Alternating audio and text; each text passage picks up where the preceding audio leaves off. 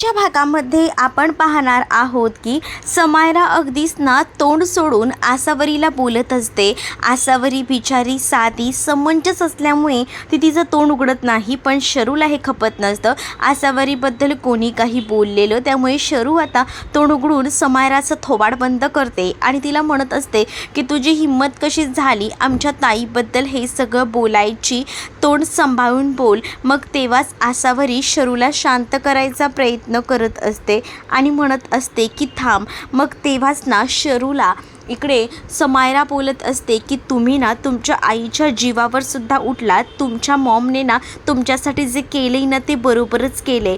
तसंही त्यांची जी अवस्था आहे ना त्याला जबाबदार तुम्हीच आहात, असंही आता समायरा बोलत असते. तेवढ्यातच ना आता तिकडे उमा मावशी आलेली असते आणि उमा मावशी जेव्हा तिथे येते तेव्हा सांगू लागते सगळ्यांना की एक आनंदाची बातमी आहे. आता शुद्धीवर आली आहे ही गोष्ट जेव्हा आता कळते ना तेव्हा खूप जास्त आनंदच आता इकडे असणाऱ्या शरू आणि बाकी तिन्ही बहिणींना झालेला असतो आणि तुम्हाला पमाने पटकन हॉस्पिटलमध्ये सुद्धा बोलवले असंही आता सांगितलं जातं. तेव्हाच ना तोंडावर पारा मात्र समायराचे वाजलेले असतात. ती म्हणत असते की काय आता तर ती बरी नव्हती, लगेच बरी सुद्धा झाली का? मग आता सगळ्याच जणी पटकन तिकडे जायला निघतात, पण शरूने मात्र समायराला चांगलंच सुनावलेलं असतं. तेच आता दुसरीकडे पाहायला मिळत असतं की पमाला बघण्यासाठी सगळ्याच जणी हॉस्पिटलमध्ये येतात ना तेव्हा मात्र सुभाष बाजूला जाऊन उभे राहतात, कारण त्यांना आता बोलायचंच नसतं कोणासोबत सुद्धा, म्हणून ते बाजूला जातात. पण इकडे आता आसावरी त्याचसोबत शरू पम्माकडे बघून रडत असतात आणि आई तुझी ही अवस्था आमच्यामुळे झाली असं बोलून आता मात्र त्यांचा बांध फुटलेला असतो. तेव्हाच ना ती म्हणत असते की नाही, खरं तर बाय माझं चुकलं, मी तुझ्या मागे लागले हे लग्न कर म्हणून, पण माझ्या काही गोष्टी चुकीच्या ठरल्या. पण मला माहिती आहे माझी चूक झाली आहे, माझ्यामुळे तू हा निर्णय घेतलास. पण शरूने सावरलं.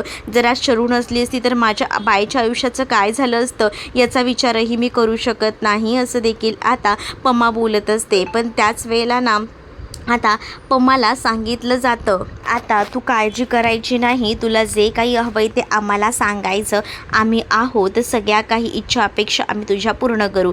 तेच मॅक आता ऑफिसमध्ये आलेला असतो आणि जयला सगळ्या काही गोष्टी सांगत असतो. जय जो आहे तो विचारांमध्ये हरवलेला असतो, त्याचं मॅकच्या कोणत्याच बोलण्याकडे लक्ष नसतं. मॅकने कामासंदर्भात बऱ्याच काही गोष्टी सांगितलेल्या असतात आणि त्यामुळे जयचं फक्त ऐकत असतो, त्याचं लक्ष नसतं. मॅक म्हणत असतो की काय चाललंय. तेवढ्यातच ना जयच्या फोनवर आता शरूचा कॉल येतो. तेव्हा कुठे जाऊन आता त्याचा जीव भांड्यात पडतो. मग त्याने फोन उचललेला असतो तर शरू आता आनंदाने सांगते की आमची मम्मी आता बरी झालेली आहे. काय सांगू, खूप जास्त टेन्शन होतं आणि आता टेन्शन फ्री झाल्यासारखं वाटतंय. आम्ही ह्यासाठी खूप जास्त लकी आहोत की आमचे मम्मी पप्पा हे आहेत ते, कारण तुला सांगू का आज एवढं सगळं झालं तरीसुद्धा आमची मम्मी आमचंच कौतुक करत होती, म्हणत होती की आज तुम्ही मुली होतात म्हणून हे सगळं काही व्यवस्थित झालं. म्हणजे मम्मी आम्हाला किती मानते बघितलंच ना. पप्पांचा थोडाफार राग आहे पण तोही कमी होईल, असंही आता शरू जी आहे ती बोलत असते. आता शरूशी बोलत असताना जयच्या चेहऱ्यावर मात्र हसू उमटलेलं असतं आणि हे सगळं काही ना मॅक बघत असतो. मॅकला तर आता एवढा वेळ तो बघत असतो की ह्याच्या चेहऱ्यावर जराही हसू नव्हतं आणि आता चक्क हा माणूस हसायला लागलाय. तायडीचा फोन आल्यावरच या माणसात एवढे बदल झालेत हेही आता बरोबर त्यांनी ओळखलेलं असतं. जय आता मॅककडे बघत असतो, त्याला कळतं की ह्याचा काहीतरी गैरसमज होतोय आपल्याबाबत.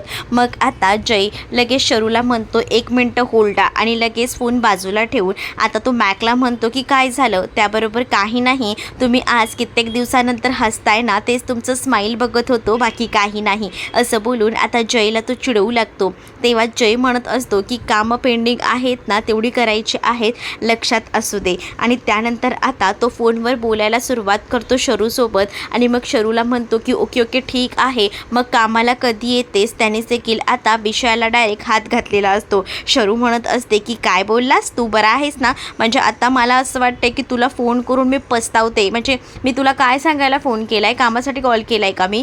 तेव्हा आता जय म्हणत असतो की ते सगळं काही ठीक आहे, पण तरीसुद्धा मला असं वाटतंय ना की या सगळ्या काही गोष्टी ज्या आहेत त्या कळायला हव्या. मी पण कामाला आलोच आहे की, सगळ्या काही गोष्टी मागे टाकून मग तू सुद्धा कामाला ये. मग त्यावर शरू म्हणते की तुला कामाशिवाय दुसरं सुचतं काय, तुझं तर तेच काम आहे ना, मग तुला ऑफिसला तर जावंच लागणार. मग तू आता आमच्यावर सुद्धा बंधन टाकतोयस का. नाही मी तुझं ऐकणार नाही आहे काहीच, असंही आता रागारागात ती म्हणत असते. मग जय म्हणत असतो की बस झालं आता, कारण कामामध्ये सुद्धा व्यवस्थित पर्टिक्युलर काम करायला हवं, त्यामुळे पटकन कामावर ये असं बोलून आता शरूने फोन ठेवलेला असतो. शरू म्हणत असते काय हा शायनर आहे ना, खरंच ना ह्याला फोन खरंच उगाच केला. तेच आता जय मॅकला सुद्धा सांगत असतो की चल आता आपल्याला कामाकडे लक्ष द्यायला हवं. दुसरीकडे सुभाषने ते मंगळसूत्र आणलेलं असतं आणि ते आता त्या पम्माच्या गळ्यामध्ये तो घालून टाकतो. पम्माला म्हणत असतो की आता कुठे आमची पम्मा ना एकदम व्यवस्थित दिसायला लागली आहे, नाही तर पम्माला बघून ना टेन्शनच आलं होतं असंही आता म्हटलं जातं. तेच दुसरीकडे आता सुभाष तिथेच उभा असताना तिथे डॉक्टरही आलेले असतात आणि डॉक्टर जे आहेत ते ट्रीटमेंट करत असतात. डॉक्टर म्हणत असतात की सगळे रिपोर्ट्स वगैरे बघितले आणि त्या रिपोर्ट्सनुसार आता रिपोर्ट सगळे नॉर्मल आहेत, त्यामुळे ह्यांचा आजच डिस्चार्ज होतोय. दुसरीकडे आता मेन डॉक्टरांनी कॉल केलेला असतो जयला, कारण जयने त्यांना सांगितलेलं असतं की तुम्ही विशेष लक्ष द्या, कारण आम्हाला असं वाटतं की त्या लवकरात लवकर बऱ्या व्हायला हव्यात.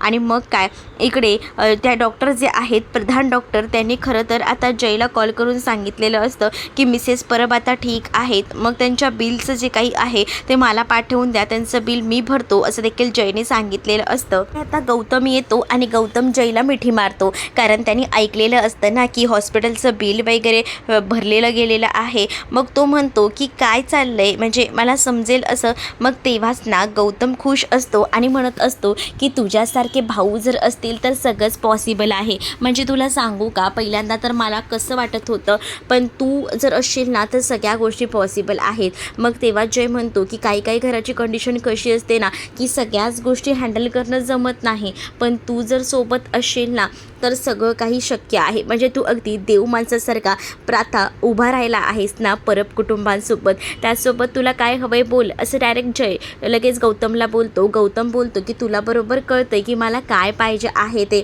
मग तेव्हाच ना गौतम सांगत असतो की बघ ना आता त्यांची जी अवस्था झाली त्याला जबाबदार का होईना आपणही होतोच की. मग मला असं वाटतंय ना की एकदा आपण जाऊन येणं त्यांच्याशी भेट घडवून घेऊया, त्यांच्याशी बोलून घेऊया. म्हणजे कसं आपल्या घरात मोठा फक्त तूच आहेस, म्हणजे आईसुद्धा आहे पण ती काही येणार नाही तुलाही माहिती आहे. मग जय म्हणतो काळजी करू नको, मी येईन, आपण ऑफिस सुटलं का जाऊया.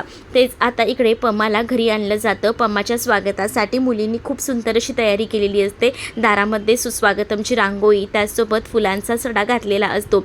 जसं आता मयू बघते ना की आई आली आहे, तशी सगळ्यांना हाक मारुती सांगते की मम्मी आली आहे.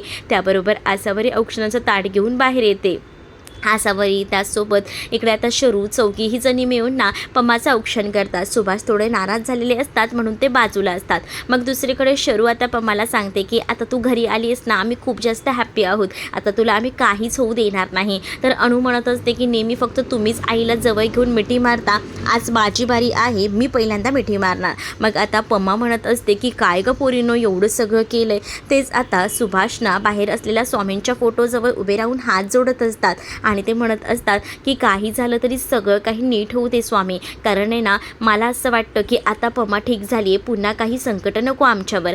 तेच आता पम्मा आणि सगळेजण आतमध्ये जाऊन बसतात. तर आसावरी आणि सगळ्यांनाच असं वाटत असतं की बाबांनी आमच्याशी बोलावं. मग तेव्हा ना पम्मासुद्धा सांगत असते की अहो काय झाले तुम्हाला, सगळा राग सोडून द्या ना, मुलींशी बोला ना. पण सुभाष काही ऐकायला तयार नसतात. सुभाष म्हणत असतात की तुला डॉक्टरांनी आराम करायला सांगितलायत आणि गोळ्याही घ्यायला सांगितल्यात, इथे तिथे अशी बसून राहू नकोस, आराम कर, असंही आता ते तोंड पाडून बोलत असतात. पण आताच मी घरी आले, मी करेन की आराम, असंही आता म्हटलं जातं. मग तेव्हाच ना आसावरीने गोड पदार्थ बनवलेला असतो, कारण तिला माहिती आहे की आता घरात ना पम्मा येणार आहे, मग सगळ्यांचं तोंड गोड करायला हवं म्हणून तिने सगळ्यांसाठीच गोडाचा पदार्थ केलेला असतो.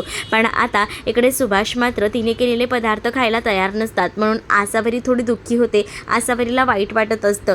पण इकडे आता पम्मा जी आहे ती मात्र सुभाषला म्हणत असते की असं काय करताय. पण सुभाष यांनी ठरवलेलं असतं की नाही बोलायचं म्हणजे नाही, कारण त्यांना चौघी मुलींचा राग आलेला असतो. आजपर्यंत ज्या मुलींचा अभिमान वाटत होता त्यांच्यावर ते रागवलेले होते. तेच आता दुसरीकडे पाहायला मिळत असतं की सगळ्या मुलींना पम्हाजवळ घेते. पुढील भागातमध्ये पाहायला मिळतं की सगळं प्रसन्न वाटायला हवं म्हणून शरूने ना प्रथमेश लगाटेला बोलवलेलं असतं आणि स्वामींचं भक्तिमय संगीत गायला सांगितलेलं असतं. तिथे आता भक्तिमय संगीत गाण्याचा प्रोग्राम सुरू असतो.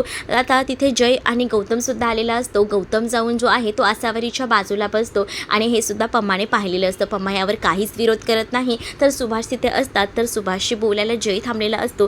तर जय जो आहे तो आता सुभाषला समजावत असतो, जे काही झालंय त्यामध्ये ते खरं तर तुमच्या मुलीने धीरानेच सामोरं गेलेत. खरं तर ह्या सगळ्या प्रकरणात बाकी कोणी असलं असतं ना तर खरंच कळलं नसतं की कसं झालं. पण तुमच्या मुली तुम्हाला खूप जास्त मानतात, त्यामुळे प्लीज तुम्ही त्यांच्यावर जास्त वेळ रागवू नका, असं देखील आता म्हटलेलं असतं. सुभाष यांना सुद्धा त्यांची चूक समजते. सुभाष त्यांना चूक समजल्यानंतर आता सुभाष जे आहे ते दोन्ही मुलींकडे सगळ्यांकडे जातात आणि त्यांच्या डोक्यांवर हात ठेवून आता त्या चौघींनाही जवळ घेतात. आणि त्यामुळे ना जयसुद्धा सुखावलेला असतो. पण शरूला कळतं की हे सगळं फक्त जयमुळे शक्य झालंय. तर तुम्हाला हा भाग कसा वाटला कमेंटमध्ये सांगा.